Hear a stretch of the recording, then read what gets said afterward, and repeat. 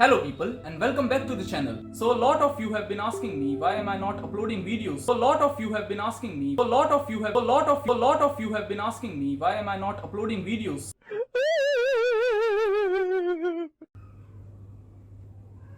Never mind. अच्छा ठीक है, ऑनेस्टली बात करें तो कभी कभी वीडियोस अपलोड करना इम्पॉसिबल हो जाता है and I have a very cool reason for that.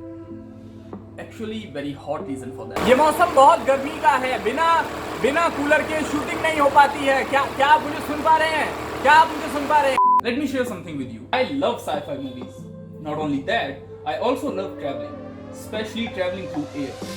And I love luxury where we have our privacy and all the comforts we can ask for. But if I ask you what's that one thing that can give me the experience of all these demands? Answer: airships.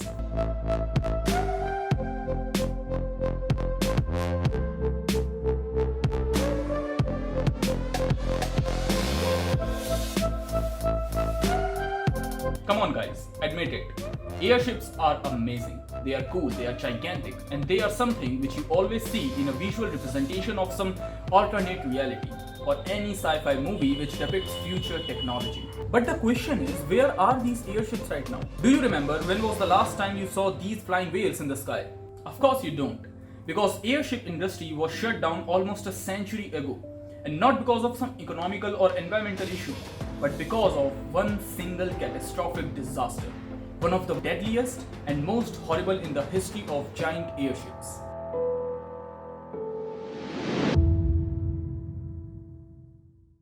Now before we move further, मैं चाहता हूं कि आप समझ लें airships होते क्या. We all know hot air balloons, right? ये बैलून्स एयर से हल्की गैस से फिल्ड होते हैं एंड देन ये एक पर्टिकुलर वेट उठा सकते हैं.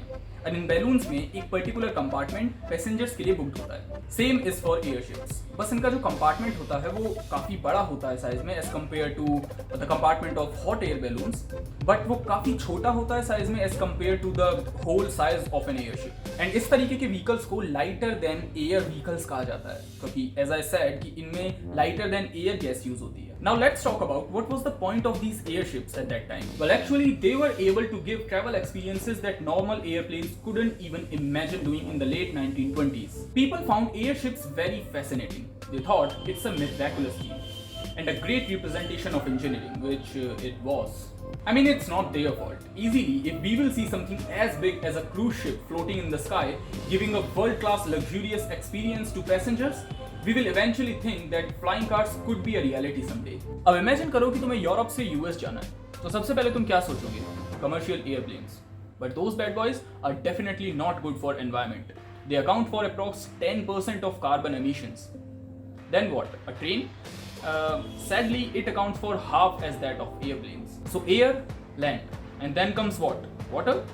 That means cruiser ships. Well, they account for twice the carbon emissions done by airplanes. Plus, they are fucking slow. तो ऑप्शन ही क्या बचा?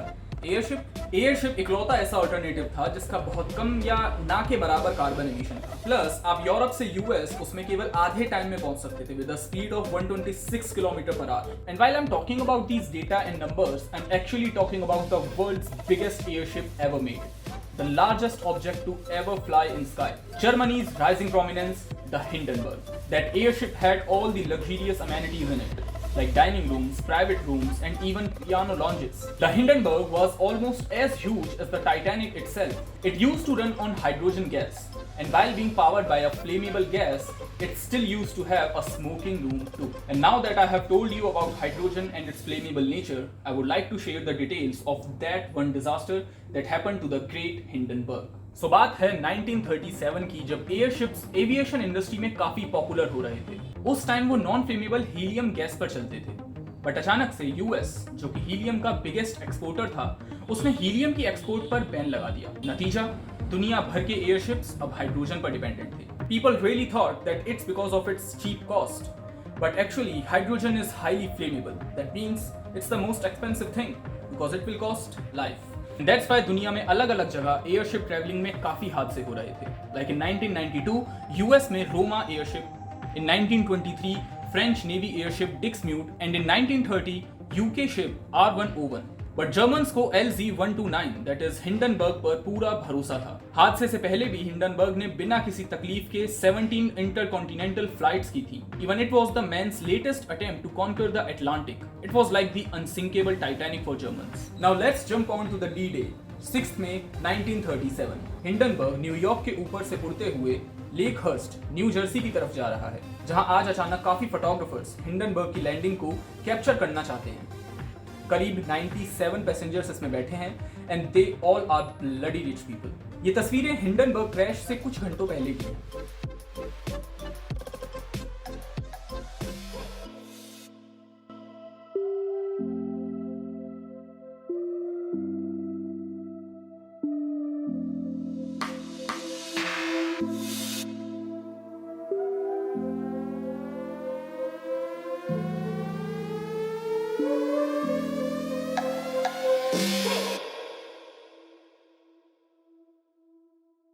शिप अपने टाइम से ऑलरेडी 12 घंटे लेट है एंड शिप की क्रू के पास एक वैलिड रीजन है ये मानने के लिए कि शिप से हाइड्रोजन लीक हो रहा है। और शिप का पिछला हिस्सा धीरे धीरे झुकता जा रहा है एंड बाहर से भी ये लीकेज लोगों को साफ दिखाई दे रही थी। एक और बुरी खबर ये थी कि रिसेंटली न्यू जर्सी को एक थंडरस्टॉर्म ने हिट किया था एंड कुछ टाइम में और मौसम खराब होने वाला था।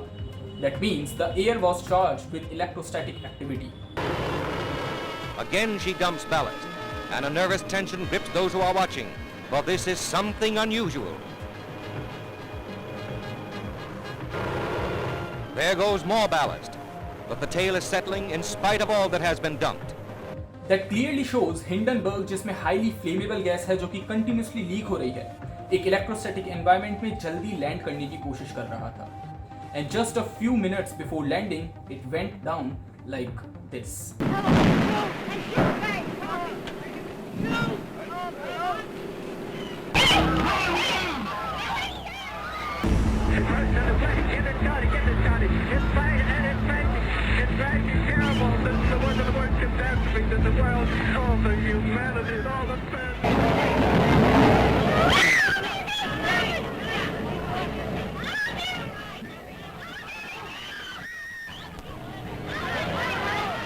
उस एक इंसिडेंट ने एयरशिप ट्रैवलिंग को हमेशा के लिए बदल के रख दिया।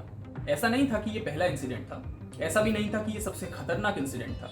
बस ये पूरी दुनिया ने अपनी आंखों से देखा था, सबने इसे कैमरे पर कैप्चर किया था और शायद यही रीजन है कि ये आखिरी था। इफ यू रिमेंबर 9/11 के बाद एविएशन इंडस्ट्री को भी बहुत बड़ा लॉस हुआ था क्योंकि कोई एरोप्लेन्स में ट्रैवल ही नहीं करना चाहता था अपनी सेफ्टी के लिए। सेम एयरशिप्स को भी गवर्नमेंट से पहले लोगों ने ही बैन कर दिया था। जहां एक टाइम पर Hindenburg world class travel experience दे रहा था, वहीं अब सबको उसकी बुराइयां दिख रही थी। जहां एक क्रूजर शिप में 5 से 6 हजार पैसेंजर्स होते हैं, वहीं उतने ही साइज वाले एयरशिप में केवल 50 से 60 पैसेंजर्स आ पाते थे। एयरशिप्स हाइड्रोजन या हीलियम से हवा में उड़ते थे। दैट मीन्स एक लिमिटेड अमाउंट ऑफ वेट उठा सकते थे। जमीन से इतनी ऊपर पैसेंजर्स के प्राइवेट बर्ड्स बहुत हल्के मटेरियल से बने होते थे। That means you will hear almost everything from others' room. Plus, एक एयरशिप में washrooms, shower rooms and even resources like water and food limited होते थे। Not only that, हिंडनबर्ग की एक वन वे ट्रिप उस टाइम पर almost $7,000 की हुआ करती थी एंड एक ओशियन लाइनर इससे काफी ज्यादा सस्ते में इससे काफी ज्यादा लग्जरी प्रोवाइड कर सकता था। बट उसकी स्पीड कम थी एंड एनवायरमेंटल पॉल्यूशन ज्यादा था। बट हु केयर्स, जान बचानी है भाई। So this was the full story of the world's greatest passenger airship ever built. It was indeed a great experience in air travel, but all it took was a spark and some physics to bring the whole concept down to earth. Maybe in future we will see those giant whales again in sky, but today we can't ignore the fact that the concept of airships has now been went up in flames. That's all for today, and you will definitely see me in next. But the question is,